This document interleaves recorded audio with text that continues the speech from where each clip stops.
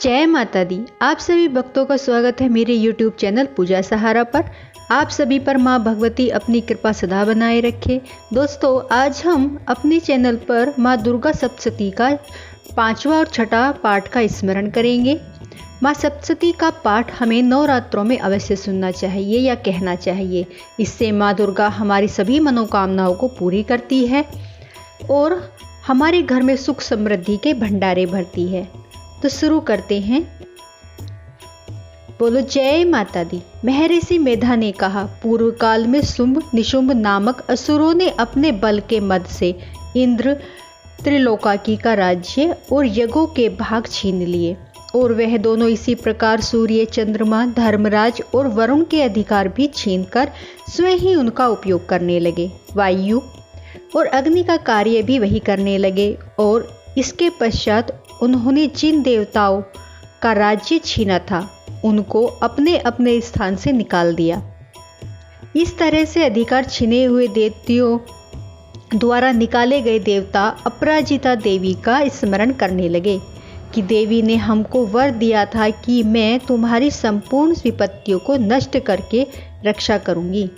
ऐसा विचार कर सब देवता हिमालय पर गए और भगवती विष्णु माया की स्मृति करने लगे। देवताओं ने कहा कि देवी को नमस्कार है, शिव को नमस्कार है, प्रकृति और भद्रा को नमस्कार है। हम लोग रौद्र, नित्या और गौरी को नमस्कार करते हैं। ज्योत्सनामयी, चंद्र रूपिणी व सुख रूपा देवी को निरंकार नमस्कार है।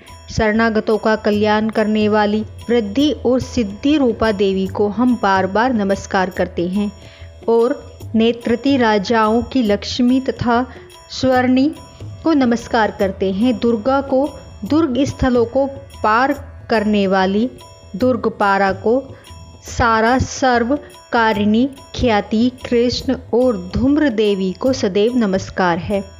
अत्यंत सौम्य तथा अत्यंत रौद्र रूप को हम नमस्कार करते हैं, उन्हें हमारा बारंबार प्रणाम है।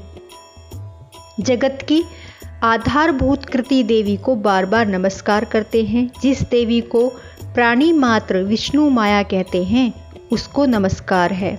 जो देवी संपूर्ण प्राणियों में चेतना कहलाती है उसको नमस्कार है। जो देवी संपूर्ण प्राणियों में बुद्धि रूप से स्थित है उसको नमस्कार है। जो देवी सब प्राणियों में निद्रा रूप में विराजमान है उसको नमस्कार है। जो देवी संपूर्ण प्राणियों में शुद्धा रूप में विराजमान है उसको नमस्कार है। जो देवी संपूर्ण प्राणियों में छाया रूप में स्थित है उसको नमस्कार है। जो देवी सब प्राणियों में शक्ति रूप में स्थित है उसको नमस्कार है। जो देवी संपूर्ण प्राणियों में तृष्णा रूप में स्थित है उसको नमस्कार है। जो देवी सब प्राणियों में शांति रूप से स्थित है उसको नमस्कार है।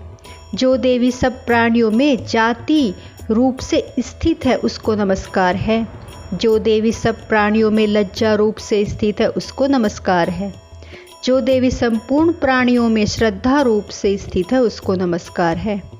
जो देवी संपूर्ण प्राणियों में कांति रूप से स्थित है उसको नमस्कार है। जो देवी संपूर्ण प्राणियों में वृत्ति रूप में स्थित है उसको भी नमस्कार है। जो देवी सब प्राणियों में स्मृति रूप से विराजमान है उसको भी नमस्कार है। जो देवी सब प्राणियों में दया रूप से स्थित है उसको प्रणाम है। जो देवी सब प्राणियों में तुष्टि रूप से स्थित है उसको भी नमस्कार है। जो देवी संपूर्ण प्राणियों में मार्त रूप से स्थित है उसको नमस्कार है। जो देवी संपूर्ण प्राणियों में भ्रांति के रूप में स्थित है उसको भी नमस्कार है। जो देवी संपूर्ण प्राणियों में नित्य व्याप्त रहती है उसको नमस्कार है। जो देवी चैतन्य रूप से इस संपूर्ण संसार को व्याप्त करके स्थित है उसको नमस्कार है। पूर्व काल में देवताओं ने अपने अभिष्ट फल पाने के लिए जिसकी स्तुति की थी और देवराज इंद्र ने बहुत दिनों तक जिसका सेवन किया है वह कल्याण की साधना भूत ईश्वरी हमारा कल्याण और मंगल करे तथा सारी विपत्तियों को नष्ट कर डाले। असुरों के सताए हुए हम संपूर्ण देवता उस परमेश्वरी को इस समय नमस्कार करते हैं तथा जो भक्ति पूर्वक स्मरण किए जाने पर तुरंत ही सब विपत्तियों को नष्ट कर देती है, वह जगदम्बा इस समय भी हमारा मंगल करके हमारी समस्त विपत्तियों को दूर करे। महर्षि मेधा ने कहा, हे राजन, इस प्रकार जब देवता स्तुति कर रहे थे तो उसी समय पार्वती देवी गंगा में स्नान करने के लिए आई। तब उनके शरीर से प्रकट होकर शिवा देवी बोली, शुंभ दैत्य के द्वारा स्वर्ग से निकले हुए और निशुंभ के से हारे हुए यह देवता मेरी स्तुति कर रहे हैं। पार्वती के शरीर से अंबिका निकली थी, इसलिए उसको संपूर्ण लोक में कौशिकी कहते हैं। कौशिकी के प्रकट होने के पश्चात पार्वती देवी के शरीर का रंग काला हो गया और वह हिमालय पर रहने वाली कालिका देवी के नाम से प्रसिद्ध हुई। फिर शुंभ और निशुंभ के दूत चंडमुंड वहां आए और उन्होंने परम मनोहर रूप वाली अंबिका देवी को देखा। फिर वह शुंभ के पास जाकर बोले, महाराज, एक अत्यंत सुंदर स्त्री हिमालय को प्रकाशित कर रही है। वैसा रंग रूप आज तक हमने किसी स्त्री में नहीं देखा। असुरेश्वर, आप यह पता लगाएं कि वह कौन है और उसको ग्रहण कर लें। वह स्त्री स्त्रियों में रत्न है। वह अपनी कांति से दसों दिशाओं को प्रकाशित करती हुई वहाँ स्थित है, इसलिए आपका उसको देखना उचित है। हे प्रभु, तीनों लोकों में के हाथी, घोड़े और मणि इत्यादि जितने रत्न हैं, वह सब इस समय आपके घर में शोभायमान हैं। हाथियों में रत्न रूप ऐरावत हाथी और उच्चेश्वर नामक घोड़ा तो आप इंद्र से ले आए हैं। हंसों द्वारा जुता हुआ विमान जो कि ब्रह्मा जी के पास था, अब भी आपके पास है। और यह महापद्म नामक खजाना आपने कुबेर से छीना है। समुद्र ने आपको सदा खिले हुए फूलों की कंजिकलिनी नामक माला दी है। वरुण का कंचन की वर्षा करने वाला छत्र आपके पास है। रथों में श्रेष्ठ प्रजापति का रथ भी आपके पास ही है। हे दैत्येंद्र, मृत्यु से उत्क्रांति का नामक शक्ति भी आपने छीन ली है और वरुण का पास भी आपके भ्राता निशुंभ में के अधिकार में है। और जो अग्नि में न जल सके, ऐसे 2 वस्त्र भी अग्निदेव ने आपको दिए हैं। हे दैत्यराज, इस प्रकार सारी रत्न रूपी वस्तुएं आप संग्रह कर चुके हैं, तो फिर आप कल्याणकारी स्त्रियों में रत्न रूप अनुपम स्त्री आप क्यों नहीं ग्रहण करते? महर्षि मेधा बोले, चंडमुंड का यह वचन सुनकर शुंभ ने विचारा और सुग्रीव को अपना दूत बनाकर देवी के पास भेजा। प्रथम उसको सब कुछ समझा दिया और कहा कि वहां जाकर तुम उसको अच्छी तरह से समझाना और ऐसा उपाय करना कि वह प्रसन्न होकर तुरंत मेरे पास चली आए। भली प्रकार समझा कर कहना। दूत सुग्रीव पर्वत के उस रमणीय भाग में पहुंचा जहां देवी रहती थी।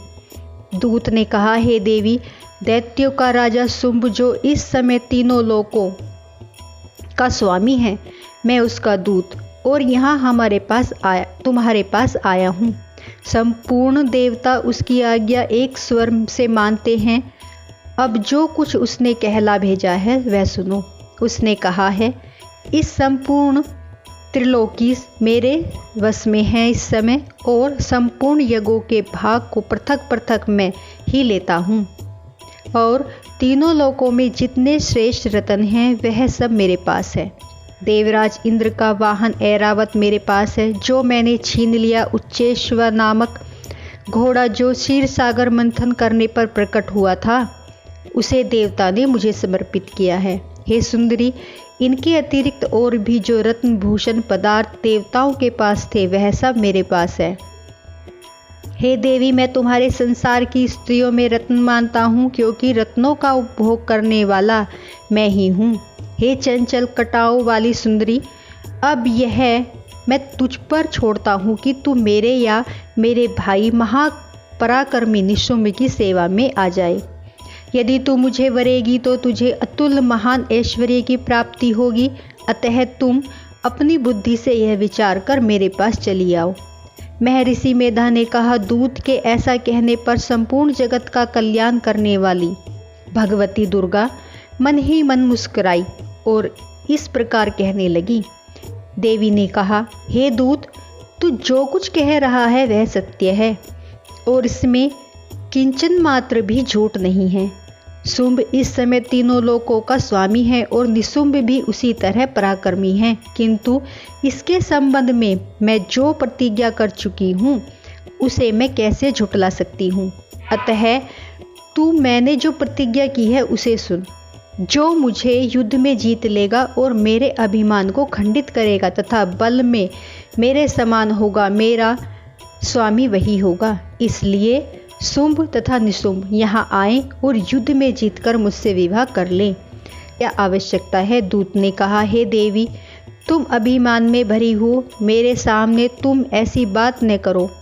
इस त्रिलोकी में मुझे तो कोई ऐसा दिखाई नहीं देता कि जो शुंभ और निशुंभ के सामने ठहर सके। हे देवी, जब अन्य देवताओं में से कोई शुंभ व निशुंभ के समान युद्ध में ठहर नहीं सकता, तो तुम जैसी स्त्री उसके सामने रणभूमि में कैसे ठहर पाओगी? जिन शुंभ आदि असुरों के सामने इंद्र आदि देवता नहीं ठहर सके, तो फिर तुम अकेली स्त्री उनके सामने कैसे ठहर सकोगी? अतः तुम मेरा कहना मानकर उनके पास चली जाओ, नहीं तो जब वह तुम्हें केस पकड़कर घसीटते हुए ले जाएंगे तो तुम्हारा गौरव नष्ट हो जाएगा। इसलिए मेरी बात मान लो। देवी ने कहा, जो कुछ तुमने कहा ठीक है। शुंभ और निशुंभ बड़े बलवान हैं, लेकिन मैं क्या कर सकती हूँ, क्योंकि मैं बिना विचारे प्रतिज्ञा कर चुकी हूँ। इसलिए तुम जाओ और मैंने जो कुछ भी कहा है वह सब आदरपूर्वक असुरेंद्र से कह दो। इसके पश्चात जो वह उचित समझे सो करे। तो भक्तों, आज हमारा ये 5वां अध्याय समाप्त होता है। अब हम 6ठे अध्याय का स्मरण करेंगे। महर्षि मेधा ने कहा, देवी की बात सुनकर दूत क्रोध से भरा हुआ वहां से असुरेंद्र के पास पहुंचा और सारा वृत्तांत उसे कह सुनाया। दूत की बात सुन असुरेंद्र के क्रोध का कोई ठिकाना न रहा। उसने अपने सेनापति धूम्रलोचन से कहा, धूम्रलोचन, तुम अपनी सेना सहित शीघ्र वहां जाओ और उस दुष्टा के केसों को पकड़कर उसे घसीटते हुए यहाँ ले आओ। यदि उसकी रक्षा के लिए कोई दूसरा खड़ा हो, चाहे वह देवता, यश या गंधर्व ही क्यों न हो, उसको तुम अवश्य मार डालना। महर्षि मेधा ने कहा, शुंभ के इस प्रकार आज्ञा देने पर धूम्रलोचन 60,000 राक्षसों की सेना को साथ लेकर वहां पहुंचा और देवी को देख ललकार कर कहने लगा, तू अभी शुंभ और निशुंभ के पास चल। यदि तू प्रसन्नता पूर्वक मेरे साथ न चलेगी तो मैं तेरे केसों को पकड़कर घसीटता हुआ तुझे ले चलूंगा। देवी बोली, असुरेंद्र का भेजा हुआ तेरे जैसा बलवान यदि बलपूर्वक मुझे ले जाएगा तो ऐसी दशा में मैं तुम्हारा कर ही क्या सकती हूँ। महर्षि मेधा ने कहा। ऐसा कहने पर धूम्रलोचन उसकी ओर लपका, किंतु देवी ने उसे अपनी हुंकार से ही भस्म कर डाला। यह देखकर असुर सेना क्रुद्ध होकर देवी की ओर बढ़ी, किंतु अंबिका ने उन पर तीखे बाणों, शक्तियों तथा फरसों की वर्षा आरंभ कर दी। इतने में देवी का वाहन भी अपनी ग्रीवा के बालों को झटकता हुआ और बड़ा भारी शब्द करता हुआ असुरों सेना पर कूद पड़ा। उसने कई असुरों को अपने पंजों से, कई को जबड़ों से, कई को धरती पर पटक कर अपनी दाढ़ों से घायल कर मार डाला।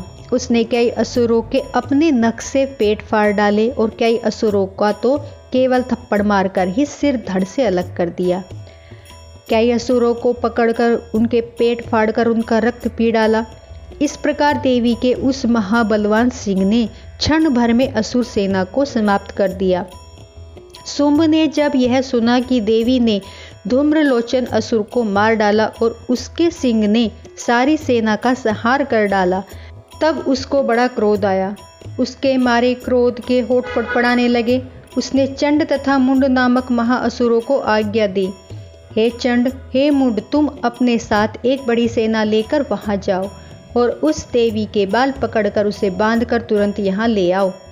यदि उसको यहाँ लाने में किसी प्रकार का संदेह हो तो अपनी सेना सहित उससे लड़ते हुए उसको मार डालो और जब वह दुष्टा और उसका सिंह दोनों मर जाएं तब भी उसे बांधकर यहाँ ले आओ। तो दोस्तों भक्तों, ये था हमारा छठा अध्याय, आज समाप्त होता है। बोलो जय माता दी, बोलो माँ भगवती की जय, माँ शेरों वाली की जय। प्लीज़ दोस्तों मेरी वीडियो को लाइक, सब्सक्राइब, शेयर ज़रूर करें। जय माता दी।